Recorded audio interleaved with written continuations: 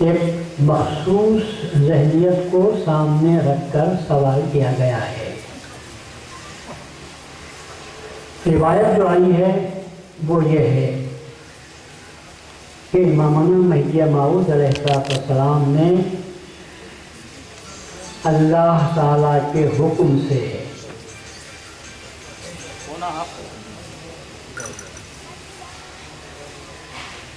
جب یہ حکم ہوا کہ آج ہی کی رات شب قدر ہے،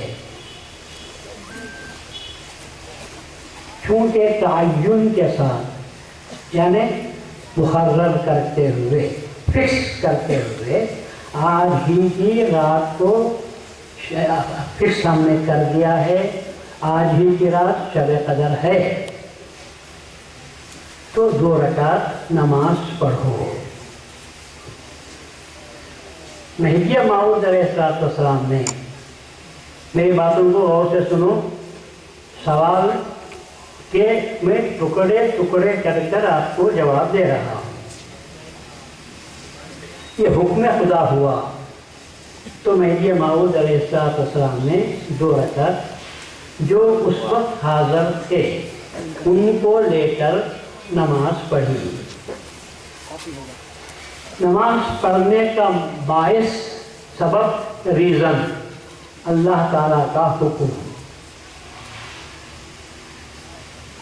مہدی موعود نے اللہ کا شکر ادا کیا کہ تو نے مجھ کو اور میری قوم کو، لوگوں کو یہ رات متعین کی تو تیرا شکریہ ہے۔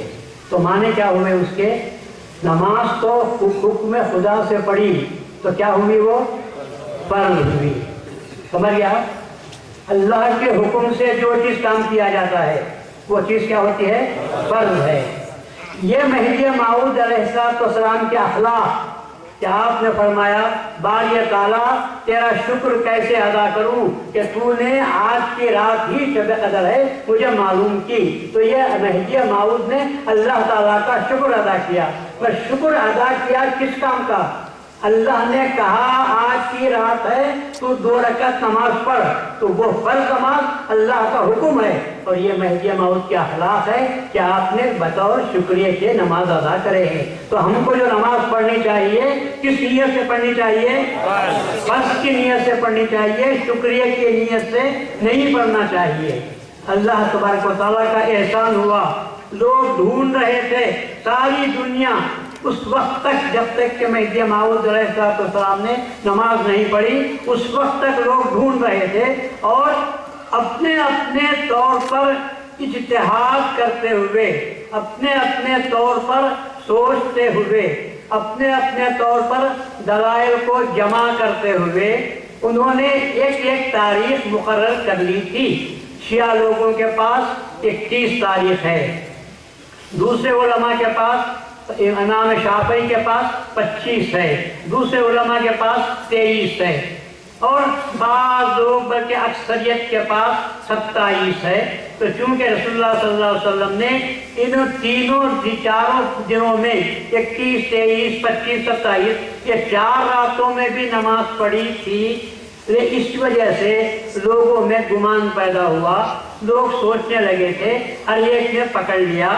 لیکن اسی زمانے میں صحابہ کی اکثریت اس بات کو اچھی طرح جانتی تھی کہ رسول اللہ صلی اللہ علیہ وسلم کا جو رجحان تھا وہ 27 کی طرف تھا۔ ایک جگہ بیٹھے ہوئے تھے، حضرت عمر فاروق رضی اللہ عنہ مجلس میں تھے، حضرت عبداللہ ابن عباس رضی اللہ عنہ مجلس میں تھے۔ تذکرہ یہ چل رہا تھا کہ شب قدر کی رات، شب قدر کون سی رات کو ہے؟ تو حضرت ابن عباس رضی اللہ عنہ نے فرمایا کہ میرا ایسا گمان جاتا ہے کہ 27 ہی ہے، اس لیے کہ اللہ تعالیٰ کے پاس 7 کا جو عدد ہے وہ اللہ کے پاس بہت زیادہ محبوب ہے 20 کے بعد، کیونکہ دوسرے دہا میں تو نہیں ہو سکتی، تیسرے دہے کے اندر ہونے والی ہے۔ تو 7 کا جو عدد ہے وہ اللہ کے پاس زیادہ پسندیدہ ہے۔ مثال کے طور پر انسان جو سجدہ کرتا ہے 7 اعضاء پر کرتا ہے، 2 پاؤں ہوتے ہیں، دو انسان کے گھٹنے بھی ہوتے ہیں اور دو ہاتھ بھی ہوتے ہیں اور یہ سر ہوتا ہے، چہرہ ہوتا ہے، تو اس طرح 7 اعضاء ہوتے ہیں۔ کعبۃ اللہ کا طواف کیا جاتا ہے تو 7 چکر طواف کیا جاتا ہے، کنکریاں ماری جاتی ہیں تو 7 کنکریاں ماری جاتی ہیں۔ اللہ تعالیٰ نے 7 آسمان کو پیدا کیا ہے، اللہ تعالیٰ نے 7 زمینوں کو پیدا کیا ہے، اللہ تعالیٰ نے اسی طرح بہت سے سابع سیارہ کہتے ہیں، بڑے بڑے جو ستارے ہیں وہ 7 ہیں جن کو سابع سیارہ کے نام سے بھی یاد کیا جاتا ہے۔ تو ایسے کئی دلیلوں کو پیش کرنے کے بعد میں حضرت عبداللہ ابن عباس نے فرمایا کہ میرا خیال ہے کہ 27 ہی ہے، اور چنانچہ انہوں نے اس کے بعد میں یہ باتیں کی، لیکن یہ ساری باتیں انسان کے عقل کی تھیں، انسان کے سوچ کی تھیں، قطعی طور پر، فائنل طور پر کسی کو معلوم نہیں تھا کہ 27ویں شب کون سی ہے۔ اللہ تعالیٰ نے حضرت مہدی موعود علیہ السلام کو اس رات میں معلوم کیا، اور مہدی موعود نے اس رات کو حکم خداوندی سے 2 رکعت نماز ادا کی، اور فرض اور جماعت کے ساتھ ادا کی، اور یہ عمل آپ کا آج کے وصال تک ہوا۔ اور نمازوں میں مہدی موعود نے دوسروں کی یعنی اپنے مہدویوں کی اقتداء میں نماز پڑھے ہیں، لیکن شب قدر جب بھی آئی ہے تو مہدی موعود علیہ السلام خود امام بن کر آپ نے نماز پڑھائی ہے۔ یہ مہدی موعود کے اخلاق تھے کہ آپ نے سجدے میں آپ نے جو ہے شکرانہ کا شکر ادا کیا، لیکن جو نیت تھی اس میں شکر کا لفظ نہیں تھا، حکم خداوندی تھی، تقا حکومات تھی، اس وجہ سے اس نیت جو کرتے ہیں وہ فرض کی نیت سے کرتے ہیں، شکرانے کی نیت سے نہیں کرتے، کیونکہ شکرانے کی نماز نفل ہے، شکرانے کی نماز نفل ہے۔ اب نفل نماز کا حکم یہ ہے چاہے تو پڑھ بھی سکتے ہیں اور چاہے تو نہیں بھی پڑھ سکتے، کسی کو فورس کیا نہیں جاتا، لیکن یہ بات آپ کو یاد رکھنی چاہیے کہ اس کے بعد مہدی موعود علیہ السلام نے اعلان کیا، اور دائرے میں اس وقت جتنے مرد عورتیں بچے تھے سب کو جمع کیا۔ میں آپ سے پوچھتا ہوں کہ کون سی ایسی نماز ہے کہ جس میں پابندی کے ساتھ، تاکید کے ساتھ سب کو جمع کر کے نماز پڑھی جاتی ہے؟ میں تو یہاں تک کہنے کے لیے تیار ہوں 5 وقتی نمازوں کے لیے بھی یہ اہتمام نہیں ہوتا جتنا کہ شب قدر کے لیے ہوا ہے۔ 5 وقت کی نماز کے لیے تو نماز کا اذان دے دی جاتی ہے، جو چاہے آ کر پڑھ لے، مگر مہدی موعود علیہ السلام نے کیا کیا ہے؟ لوگوں میں اعلان کیا اور جمع کر کے نماز، اور کیوں کیا؟ اس لیے کہ رسول اللہ صلی اللہ علیہ وسلم نے یہ عمل کیا تھا، تو مہدی موعود نے رسول اللہ صلی اللہ علیہ وسلم کی سنت کو زندہ کرتے ہوئے، سنت کو زندہ کرتے ہوئے بات میں جب کرتا ہوں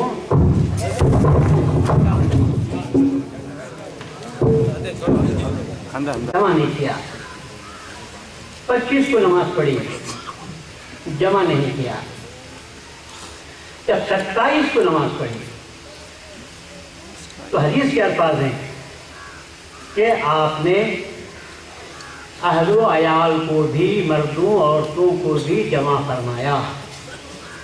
تو میں پوچھتا ہوں رسول اللہ صلی اللہ علیہ وسلم نے کون سی فرض نماز کے لیے جمع کیا تھا؟ آپ نے ازواج مطہرات کو بھی جمع نہیں کیا تھا، لیکن جب یہ رات آئی ہے تو اس کے لیے آپ نے سب کو جمع کیا۔ حدیثیں پڑھنے والے حدیثیں پڑھو، یا اگر حدیثیں نہیں پڑھی ہیں تو غنیت الطالبین، حضرت شیخ عبدالقادر جیلانی محبوب سبحانی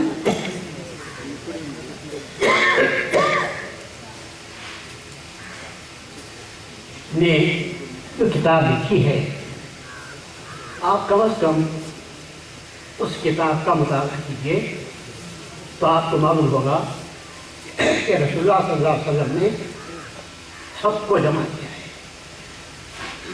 مہدی موعود علیہ السلام نے بھی رسول اللہ کی اتباع میں سب کو جمع کیا، اور خود امام بن کر نماز پڑھے۔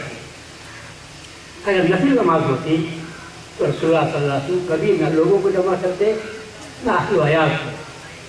الفاظ تو یہ ہے کہ رسول اللہ صلی اللہ علیہ وسلم نے رسول اللہ صلی اللہ علیہ وسلم اے قضا اہلہ، میرے الفاظ یاد رکھو، اے قضا اہلہ، اہل و عیال جو سو گئے تھے ان کو رسول اللہ نے بیدار کیا۔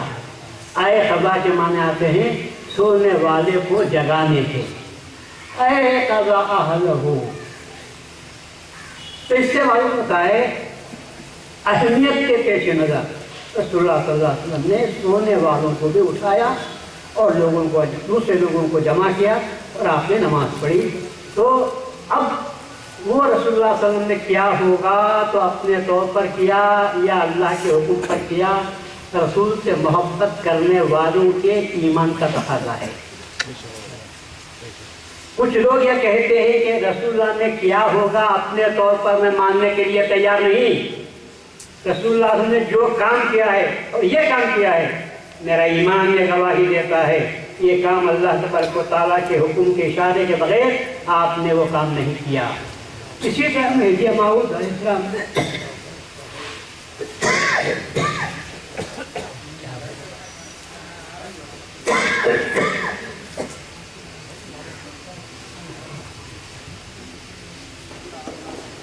جو کام کیا ہے حکم خلا بندی سے کیا ہے، اس لیے ہمارے پاس اس کے بعد حضرت ثانی مہدی نے، حضرت بندگی میاں نے، شاہ نعمت نے، شاہ نظام نے، شاہ دلاور نے، آپ کے تمام خلفاء نے حضرت کے اتباع میں اس کو نماز ادا کیا ہے، اور آج تک بھی ہمارے پاس اس 2 رکعت نماز کو پابندی کے ساتھ ادا کرتے ہیں۔ اب جو لوگ حال کے کچھ پیدا ہوئے ہیں جو عقل کو استعمال کرتے ہیں، یاد رکھو جہاں حکم خدا آتا ہے وہاں عقل کو دخل دینا بے ایمانی ہے۔ جہاں خدا کا حکم آ گیا تو ہم غلاموں کا کیا کام ہے؟ سر کو جھکا دینا۔ آپ جانتے ہیں نماز پڑھتے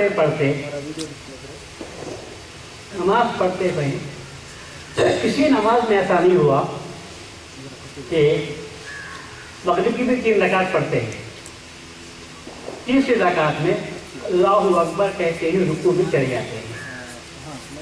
وتر کی نماز میں یہ ہوتا ہے اللہ اکبر کہہ کر وتر میں نہیں جاتے، پھر کیا کرتے ہیں؟ اور باندھتے ہیں پھر دوبارہ۔ اب کوئی سوال کرے یہ کہتا بھائی سب جگہ تو کہیں بھی نہیں ہوتا، یا وتر کی نماز میں یہ کیوں کرنا؟ تو ہم کہتے ہیں بے وقوف تو بے ایمان ہے۔ رسول نے جو کہا جیسا کیا ویسا کرنے کا نام مومن کا ہے، عقل کو دخل دینے والا بے ایمان ہے۔ بات تو کام کی ہے لیکن کہاں؟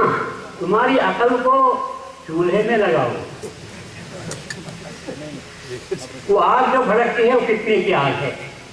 اور ہمارا معاملہ یہ ہے ہم نے اپنی عقل کو ایمان کے تابع کر دیا، تمہاری نہیں۔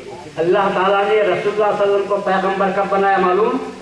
اگر پڑھے لکھے ہو کر پیغمبر بناتا تو رسول اللہ بھی خدا سے پوچھتے کہ اللہ اتنے کا لاکھوں کافروں میں خدا کو پوجنے والے ہیں، میں اکیلا جا کر بولا لا الہ الا اللہ یہ بت بیکار ہیں ان کو چھوڑو، میں اکیلا کروں گا تو کیا کروں گا؟ رسول اللہ نے کہا، رسول اللہ نے کیا کیا؟ خدا کا حکم ہوا تو انزل عشیرتک الاقربین، رسول اللہ فوراً نکلے تو سب کو جمع کیا تو بول دیے۔ جواب کیا ہوا، انجام کیا ہوا وہ آخر میں جانتے ہیں، پر رسول اللہ نے کیا کیا؟ تکرار نہیں، بحث نہیں، عقل نہیں کسی قسم کی، جو حکم ہوا وہ کام آپ نے کر لیا۔ پھر نتیجہ کیا نکلا تو دنیا سب جانتی ہے۔ موسیٰ علیہ السلام کو بھی جب تشریف آپ لے گئے طور پر بلایا اللہ، تو اللہ کو معلوم تھا کہ موسیٰ بھی فرعون سے مقابلہ کرتے کرتے تھوڑی عقل آ گئی ہے، تھوڑی بہت عقل آ گئی ہے۔ جب موسیٰ جانے لگے کڑے وہاں پر، تو اللہ نے کہا یا موسیٰ اخلع نعلیک، تیرے دونوں جوتوں کو نکال دے۔ ایسا مسجد میں آتے ہی تو کیا کرتے ہیں؟ دونوں جوتوں کو نکالتے ہیں۔ پیر و مرشد کے پاس بھی اب جب جاتے ہیں تو آپ کو کیا کرنا چاہیے؟ دونوں جوتوں کو نکال کر جانا چاہیے۔ صحیح ہے؟ کیوں؟ اس لیے کہ ممکن ہے کہ جوتوں کو راستے میں آتے آتے کچھ غلاظت لگ گئی ہوگی، تو اس کو مسجد کو پاک کرنے کے لیے آپ کو حکم دیا جاتا ہے کہ جوتوں کو نکالو۔ حیرت ہے کہ موسیٰ علیہ السلام جیسے پیغمبر جب وہ اللہ کے واسطے جا رہے ہیں، نفس کو پاک کر دیے ہیں کہ 40 دن تک کھانا پانی نہیں کیا، اس کو بھی پھر بھی اللہ کا حکم ہوتا ہے اخلع نعلیک انک بالوادی المقدس طویٰ، تو مقدس وادی میں آ رہا ہے جس کا نام طویٰ ہے، اپنے جوتوں کو نکال دے۔ تو موسیٰ علیہ السلام ڈر کر نکال دیے۔ جوتوں کو غلاظت لگی تو گھس دیے تو نکل جاتی ہے۔ جوتوں کو پاک کرنے کا طریقہ دھونے کا نہیں ہے، بلکہ کیا کرنا چاہیے؟ زمین پر گھس دینا۔ ہر ایک کو دھونے کا طریقہ الگ ہے بھائی۔ لوگ جو ہے آئینہ اگر خراب ہو گیا تو دھونے کو بیٹھتے نہیں، پوچھ دیے تو آئینہ پاک ہو جاتا ہے۔ تلوار اگر کند ہو گئی تو اس کو دھونے کا طریقہ پانی ڈال کر نہیں دھوتے، کیا کرتے ہیں؟ اس کو پوچھ دینے سے تلوار پاک ہو جاتی ہے۔ ہر چیز کے دھونے کا طریقہ الگ ہے۔ نہیں، موسیٰ علیہ السلام جب گئے تو کہا کہ اخلع نعلیک، جوتوں کو نکال، تو موسیٰ علیہ السلام نے نکال دیا۔ تو اہل تصوف، معنی والے، دل والے یہ معنی کرتے ہیں اے موسیٰ میرے دربار میں آ رہا ہے۔ جوتا کیا کرتا ہے؟ تلووں کو ذرا ذرا کچھ بھی انی آ گئی تو چبوتا رہتا ہے، تو وہ انیوں کو نکال دے۔ وہ انیاں کون سے ہیں؟ ایک علم کی انی ہے، ایک عقل کی انی ہے۔ یہ دونوں چیزیں جب آ جاتے ہیں تو انسان کو بیٹھنے نہیں دیتے، بیٹھنے نہیں دیتے، کچھ نہ کچھ کہتے ہیں۔ قرآن میں آیا ہے وَارْكَعُوا مَعَ الرَّاكِعِينَ، رکوع کرنے والوں کے ساتھ رکوع کرو۔ اب ہمارے پاس کے چند بچے اگر دیکھ لیے، اللہ نے نماز پڑھو کام ہو رہا بھائی، وَارْكَعُوا مَعَ الرَّاكِعِينَ، رکوع کرتے وقت نے امام کے ساتھ جا کر رکوع کر لیا، اس بعد اس کو چلے گیا۔ کیوں؟ قرآن بولتا ہے وَارْكَعُوا مَعَ الرَّاكِعِينَ، رکوع کرنے والوں کے ساتھ رکوع کرو۔ رکوع تو کر لیا، اب پوری نماز پڑھو کام بولا اللہ۔ صحیح ہے یہ بات؟ یہ بات صحیح ہو سکتی ہے؟ نہیں۔ ایسا ہی اللہ تعالیٰ کے کلام میں بہت سی باتیں ہیں، ان باتوں کو جمع کرنے کے لیے مرشد کے پاس جانا چاہیے۔ جب ان سے آپ پوچھیں گے، ان کے پاس بھی جائیں گے تو اپنی عقل کو پاؤں تلے رون کر، عشق خدا کو سامنے رکھ کر جب آپ جا کر پوچھیں گے تو اس کے پاس سے حکم ہوا، کیا ہوا حکم خدا کا؟ اذهب الى فرعون انه طغى، اے موسیٰ فرعون کے پاس جاؤ، تو بڑا سرکشی کر رہا ہے۔ پھر بھی موسیٰ علیہ السلام کو اللہ نے کہا تھا جوتے نکالو، عقل کو نکال کر آؤ، نکال تو دیے، مگر تھوڑی تھوڑی سی عقل باقی رہ گئی تھی۔ دو باتیں بولے، ایک میری زبان چلتی نہیں، دکونت ہے میری زبان میں، وہ فرعون کو سب طاقتور بولنے والا ہے، اس کے پاس میں جاؤں گا تو میری زبان نہیں چلتی، میں بولوں گا اللہ نے مجھے بھیجا ہے تو درباریاں سب ہنسیں گے میرے ہتلانے پر۔ اس وجہ سے میرے ساتھ میرے بھائی ہارون ہیں، وہ بہت فصیح بولنے والے ہیں، ان کو میرے ساتھ کر دے۔ انہو افصح لسانا منی، میرے سے اچھی زبان بولنے والے ہیں، میری زبان میں ذرا سکونت ہے، میں بات کروں گا تو موسیٰ بھی، فرعون بھی ہنس دے گا اور وہ بھی ہنس دیں گے۔ اور دوسرا یہ ہے، ارے تو آ گیا ہے، کوئی تیرا ہے ماننے والا، تو کم از کم اتنا کہوں گا کہ یہ میرا بھائی ہے کہ مجھ پر ایمان لائے۔